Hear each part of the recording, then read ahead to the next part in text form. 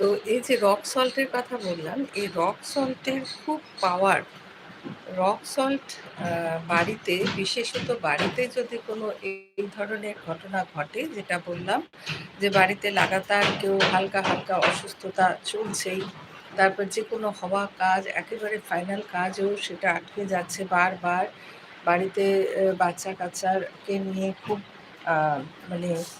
খুব একটা বিব্রত ভাব, এবং সারাক্ষণ বাড়িতে একটা অশান্তিকর পরিবেশ চলছেই চলছে, এরকম যদি হয়, তাহলে সেই ক্ষেত্রে বাড়িতে অবশ্যই রক সল্টকে